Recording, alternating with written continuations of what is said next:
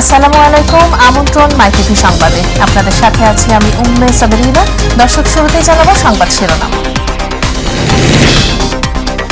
2 দিনের রাষ্ট্রীয় সফরে দিল্লি পৌঁছেছেন প্রধানমন্ত্রী শেখ হাসিনা। কাল নরেন্দ্র মোদীর সঙ্গে বৈঠক, সই হতে পারে কয়েকটি চুক্তি ও সমঝোতা স্মারক। ঢালাওভাবে দুর্নীতির অভিযোগ তুলে আওয়ামী লীগকে হটানো চক্রান্ত চলছে বললেন ওবায়দুল কাদের। রাজধানীতে আওয়ামী লীগের বর্ণাঢ্য শোভাযাত্রা। সিলেটে 2 দিন পর রোদের দেখা মিললেও কমেনি বন্যার ভোগান্তি। উজানের ঢলে উত্তরাঞ্চলে বাড়ছে তিস্তা, ধরলা ও দুধকুমার নদীর পানি। ঈদের ছুটির পর ঢাকায় ফিরতেই বাজারের অগ্নিমূল্যের আঁচে পড়ছেন মধ্যবিত্তরা। ইচ্ছে মতো পণ্য মূল্য বাড়িয়েছেন ব্যবসায়ীরা, মনিটরিং জোরদারের দাবি ক্রেতাদের। এবং মানিকগঞ্জ, ফরিদপুরের পর ঢাকার আরও কাছে ভয়ঙ্কর রাসেল ভাইপার। বিষধর সাপের আতঙ্কে দোহার উপজেলার 5 ইউনিয়নের মানুষ।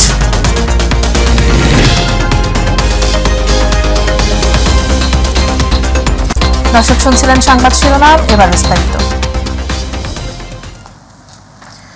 ভারতের প্রধানমন্ত্রী নরেন্দ্র মোদীর আমন্ত্রণে 2 দিনের রাষ্ট্রীয় সফরে নয়াদিল্লি পৌঁছেছেন প্রধানমন্ত্রী শেখ হাসিনা। তাঁকে বহনকারী ফ্লাইটটি বিকেল 4:15টার দিকে নয়াদিল্লির পালাম বিমানবন্দরে অবতরণ করে। দেশটিতে নতুন সরকার গঠনের পর এটি প্রথম কোনো বিদেশি সরকার প্রধানের দ্বিপক্ষীয় সফর। সফরের শুরুতে আজ সন্ধ্যায় ভারতের পররাষ্ট্রমন্ত্রী ডক্টর এস জয়শঙ্কর প্রধানমন্ত্রীর সঙ্গে সাক্ষাৎ করেন। আগামীকাল শনিবার প্রধানমন্ত্রীকে আনুষ্ঠানিক অভ্যর্থনা জানাবেন নরেন্দ্র মোদী। পরে মোদীর সঙ্গে একান্ত বৈঠক করবেন শেখ হাসিনা। এরপর হায়দ্রাবাদ হাউসে যাবেন প্রধানমন্ত্রী। এ সময় উভয় দেশের সরকার প্রধান সমঝোতা স্মারক ও চুক্তি স্বাক্ষর অনুষ্ঠান প্রত্যক্ষ করবেন। এরপর 2 প্রধানমন্ত্রী তাদের বিবৃতি দেবেন। শনিবার বিকেলে শেখ হাসিনা ভারতের উপরাষ্ট্রপতি জগদীপ ধনকরের সঙ্গে সাক্ষাৎ করবেন। এরপর তিনি ভারতের রাষ্ট্রপতি দ্রৌপদী মুর্মুর সঙ্গে সাক্ষাৎ করবেন। সন্ধ্যা 6টায় প্রধানমন্ত্রী বিমান বাংলাদেশ এয়ারলাইন্সের ফ্লাইটে দেশের উদ্দেশ্যে নয়াদিল্লি ত্যাগ করবেন বলে আশা করা হচ্ছে।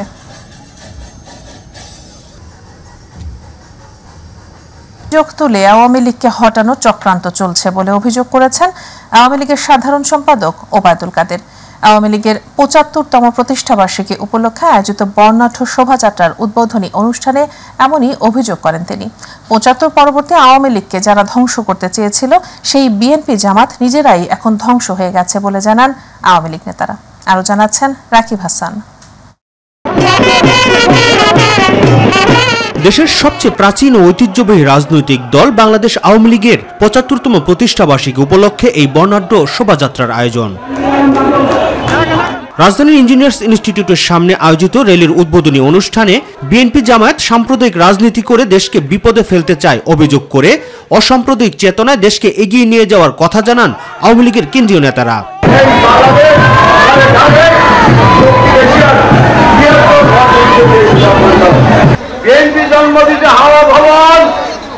ভবনের মধ্য দিয়ে বাংলাদেশ থেকে সর্বনাশ করে দিয়েছে। ধ্বংস হয়ে গিয়েছে, ওরা ধ্বংস হয়ে যাবে।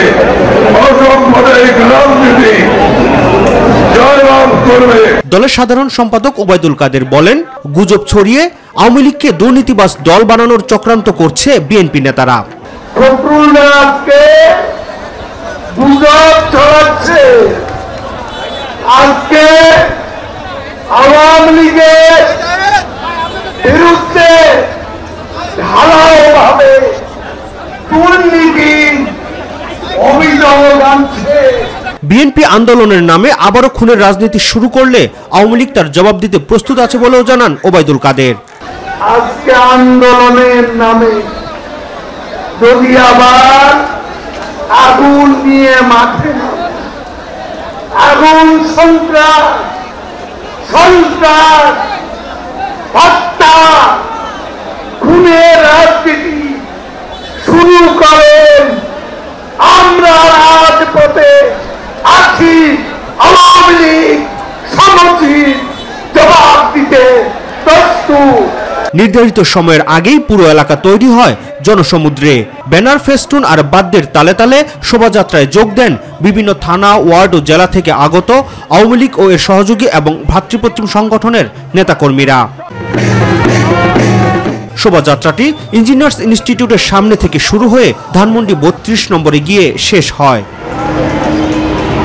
রাকিব হাসান, মাইটিভি, ঢাকা। অতিবর্ষণ আর পাহাড়ি ঢলে বিপর্যস্ত সিলেটে দেখা মিলেছে রোদের। প্রায় 5 দিন পর সকালে রৌদ্রের দেখা পাওয়ায় কিছুটা স্বস্তিতে রয়েছে নগরবাসী। এদিকে সিলেটের বেশ কয়েকটি নদীর পানি বিভিন্ন পয়েন্টে কমেছে, ফলে বিভিন্ন এলাকায় বন্যা পরিস্থিতির উন্নতি হয়েছে। পানি উন্নয়ন বোর্ডের দেয়া তথ্য মতে সিলেটের সুরমা নদীর কানাইঘাট এবং সিলেট পয়েন্টে ও কুশিয়ারা নদীর অমলশীদ, শেওলা, ফেঞ্চুগঞ্জ ও শেরপুর পয়েন্টে পানি বিপদসীমার ওপর দিয়ে প্রবাহিত হচ্ছে। শুধু ফেঞ্চুগঞ্জের কুশিয়ারা নদীর পানি 0.1 সেন্টিমিটার বাড়া ছাড়া বিভিন্ন জায়গায় গতকাল সন্ধ্যার হিসেব অনুযায়ী পানি কমেছে কয়েক সেন্টিমিটার। কয়েকদিনে টানা বর্ষণ আর উজান থেকে নেমে আসা ঢলে বাড়তে শুরু করেছে তিস্তা, ধরলা ও দুধকুমার নদীর পানি। রাস্তাঘাট প্লাবিত সহ বসতবাড়িতে ঢুকে পড়েছে বন্যার পানি।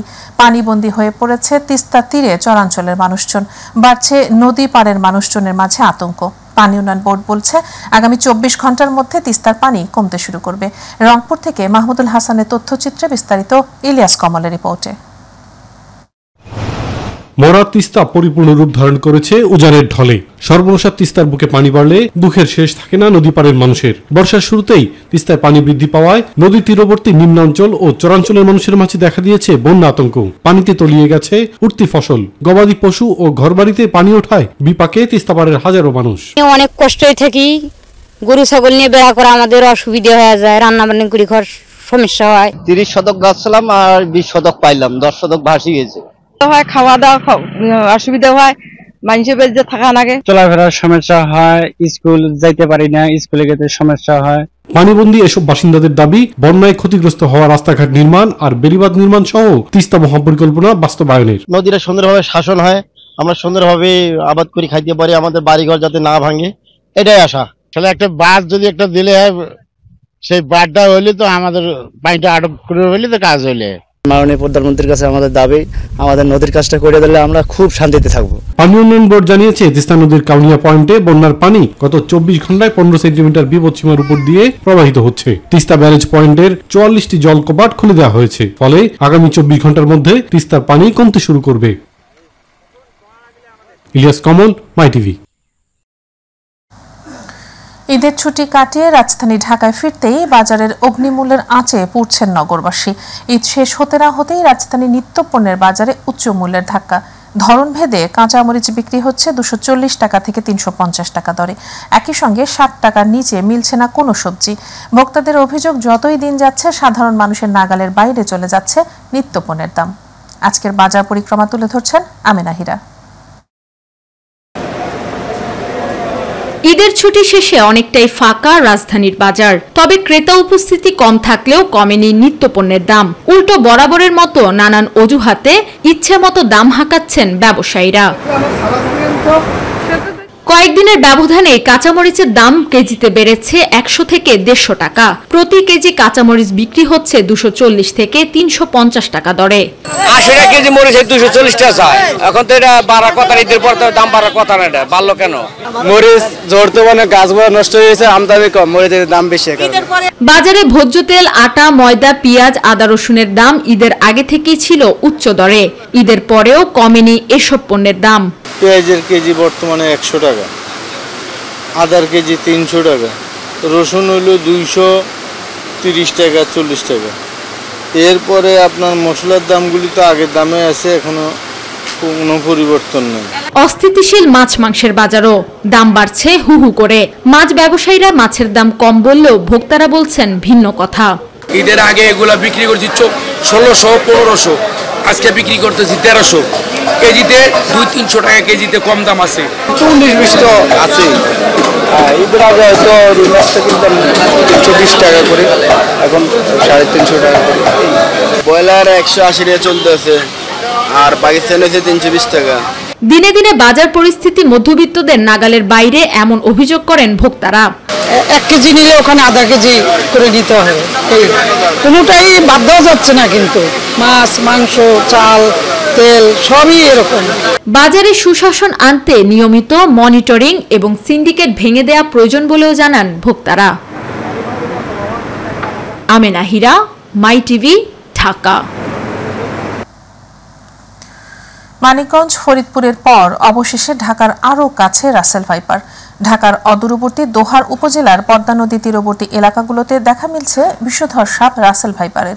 এ নিয়ে আতঙ্কে দিন কাটছে এই উপজেলার 5 ইউনিয়নের পদ্মাপাড়ের প্রায় 50,000 মানুষের।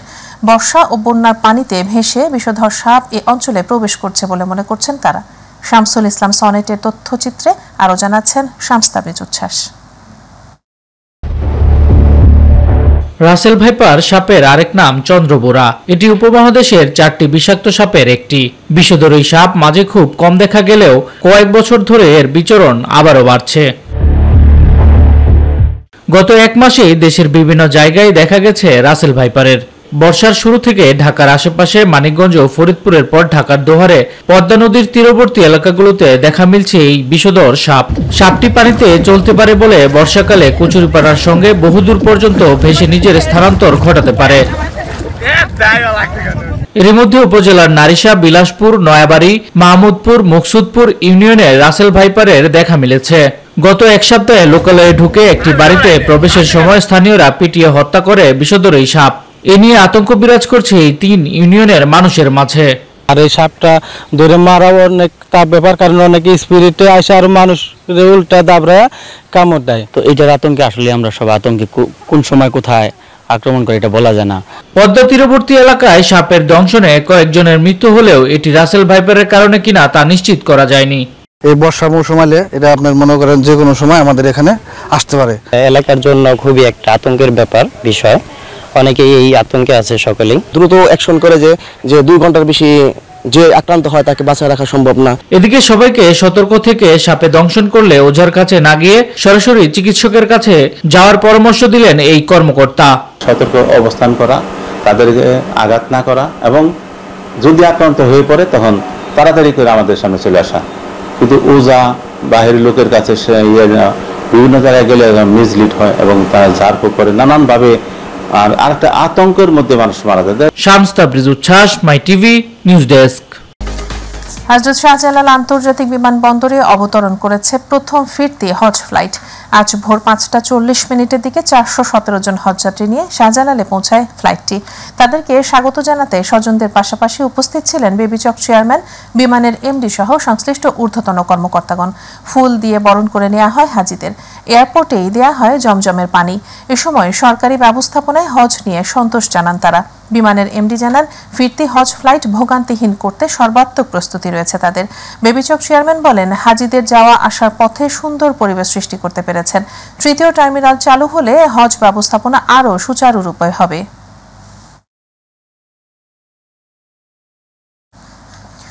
প্রিয়জনের সঙ্গে ঈদের আনন্দ ভাগাভাগি শেষে রাজধানীতে ফিরতে শুরু করেছে মানুষ। একই সঙ্গে ঈদে যারা ছুটি পাননি তারা ছুটি কাটাতে ছাড়ছেন ঢাকা। যারা ঢাকায় প্রবেশ করছেন তাদের বেশিরভাগই বেসরকারি প্রতিষ্ঠানে কর্মরত। খানিকটা বাড়তি ছুটি উপভোগ করে ফিরছেন কর্মস্থলে। ভোগান্তিহীন বাস ও ট্রেন যাত্রায় খুশি ঘর ফেরত নগরবাসী। আরও জানাচ্ছেন আবু সাইদ অপু। জীবিকার তাগিদে আর কর্মব্যস্ততার সময় ঘনিয়ে আসায় রাজধানীতে ঢাকা ফেরা মানুষের সংখ্যা ক্রমেই বাড়ছে। চাপ বাড়ছে বাস, লঞ্চ, ট্রেন ও আকাশপথে ঢাকামুখী মানুষের। আর যারা ঈদে আনন্দঘন মুহূর্ত ছুটি পায়নি তারা পরিবার পরিজনের সাথে ছুটি কাটাতে ফিরছেন আপন নিরে। তবে সেই সংখ্যা খুব একটা বেশি নয়। আনন্দতে বেড়াতে নানা বাড়িতে যাচ্ছি। ঈদের সময় যাইতে পারছি না, এখন যাইতেছি। কমলাপুর রেলওয়ে স্টেশনে ঘরফেরা কর্মজীবীরা বলছেন, গেল 19 জুন বুধবার ঈদের ছুটি শেষে সরকারি, আধা সরকারি, স্বায়ত্তশাসিত ও বেসরকারি প্রতিষ্ঠানগুলো খুলে যাওয়ায় কর্মস্থলে যোগ দিতে ঢাকায় ফিরছেন তারা। আর এ সময় ঢাকায় ফেরা মানুষের পদভারে মুখর হয়ে ওঠে রেল স্টেশন প্রাঙ্গণ। গ্রামে চলে গেছি যে মা বাবার সাথে ঈদ করবো, এখানে পরিচিত গ্রামের সব লোকজন আছে তাদের সাথে ঈদ করবো, আর কর্মব্যস্ততার টানে আমরা আবার ফিরে আসছি ঢাকাতেই। ছুটিতে মায়ের কাছে পরিবারের সাথে ঈদ কাটানোর জন্য। এই তো এখানে তো আর থাকা যাবে না, পড়ালেখার জন্য ছুটে আসা। ট্রেনের ফিরতি টিকিটও অনলাইনে বিক্রি হয় এবং শিডিউল বিপর্যয় না হয় বড় ধরনের কোনো ভোগান্তিতে পড়তে হয়নি যাত্রীদের। যাওয়ার সময় আমরা আগের থেকে একটু নিরাপদে গিয়েছি, আর এখন আসার সময় আমরা শান্তি শৃঙ্খলাভাবে আসছি। গেল 18 জুন মঙ্গলবার থেকেই ফিরতি ট্রেনের যাত্রা শুরু হয়েছে। ঈদের আগে ট্রেনে করে যেসব মানুষ ঢাকা ছেড়েছিলেন তাদের অধিকাংশই এখন ফিরতে শুরু করেছেন। পরিস্থিতি যাই হোক না কেন, নগরবাসী নিরাপদে পরিবার পরিজনের সাথে ঈদ আনন্দ উপভোগ শেষে যেমন ফিরেছে রাজধানী নগরীতে, তেমনি তাদের প্রত্যাশা একটাই, যেভাবে নিরাপদের ব্যবস্থাপনা করেছিল বর্তমান সরকার, সেই নিরাপদ ব্যবস্থাপনা আগামীতেও অব্যাহত থাকবে, এমনটাই প্রত্যাশা ছিল ঢাকামুখী মানুষের। কমলাপুর রেল স্টেশন থেকে আবু সাইদ অপু, মাই টিভি, ঢাকা। এবার আমাদের কৃষি।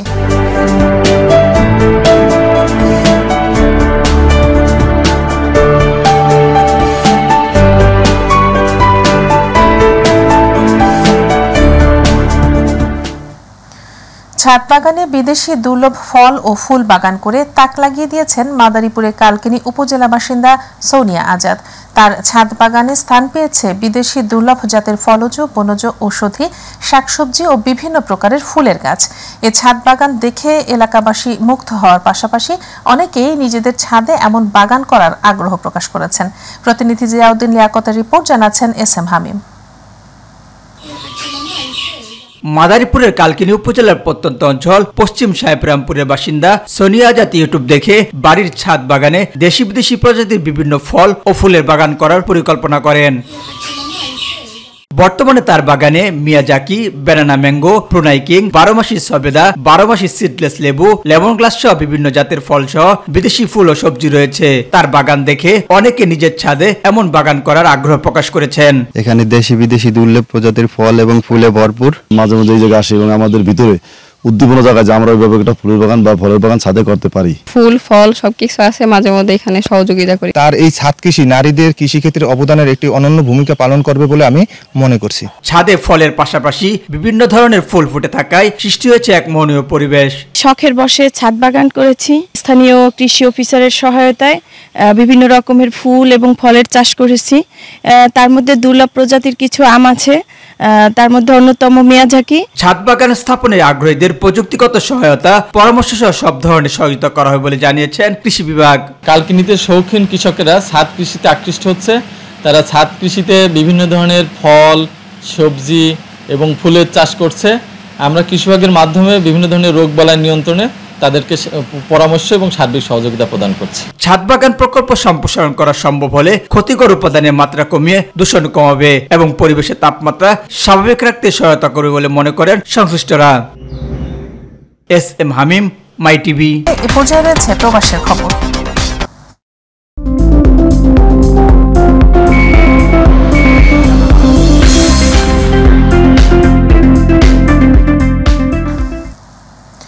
যুক্তরাষ্ট্রের টেক্সাসের হিউস্টন নগরীতে বাংলাদেশ অ্যাসোসিয়েশন অব হিউস্টনের আয়োজনে সংগঠনের নেতৃবৃন্দের সাথে মতবিনিময় সভা অনুষ্ঠিত হয়েছে।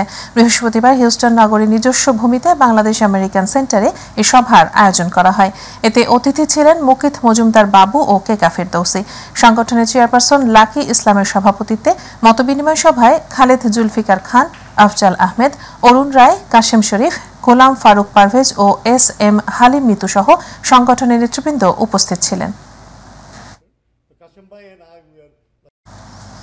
এরই সাথে সংবাদের শেষ প্রান্তে আমরা যাবার আগে আরো একবার জানিয়ে দিচ্ছি সংবাদ শিরোনামগুলো। 2 দিনের রাষ্ট্রীয় সফরে দিল্লি পৌঁছেছেন প্রধানমন্ত্রী শেখ হাসিনা। কাল নরেন্দ্র মোদীর সঙ্গে বৈঠক, সই হতে পারে কয়েকটি চুক্তি ও সমঝোতা স্মারক। ঢালাওভাবে দুর্নীতির অভিযোগ তুলে আওয়ামী লীগকে হটানো চক্রান্ত চলছে বললেন ওবায়দুল কাদের। রাজধানীতে আওয়ামী লীগের বর্ণাঢ্য শোভাযাত্রা। সিলেটে 2 দিন পর রোদের দেখা মিললেও কমেনি বন্যার ভোগান্তি। উজানের ঢলে উত্তরাঞ্চলে বাড়ছে তিস্তা, ধরলা ও দুধকুমা নদীর পানি। ঈদের ছুটির পর ঢাকায় ফিরতেই বাজারের অগ্নিমূল্যের আঁচে পড়ছেন মধ্যবিত্তরা। ইচ্ছে মতো পণ্যমূল্য বাড়িয়েছেন ব্যবসায়ীরা, মনিটরিং জোরদারের দাবি ক্রেতাদের। এবং মানিকগঞ্জ, ফরিদপুরের পর ঢাকার আরও কাছে ভয়ঙ্কর রাসেল ভাইপার। বিষধর সাপের আতঙ্কে দোহার উপজেলার 5 ইউনিয়নের মানুষ।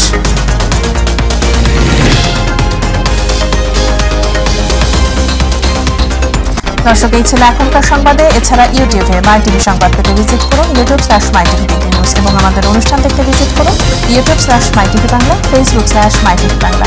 পরে সংবাদ দেখার আমন্ত্রণ জানিয়ে বিদায় নিচ্ছে নিয়ম মেসাবিনা। এতক্ষণ সাথে থাকার জন্য ধন্যবাদ সবাইকে। আল্লাহ হাফেজ।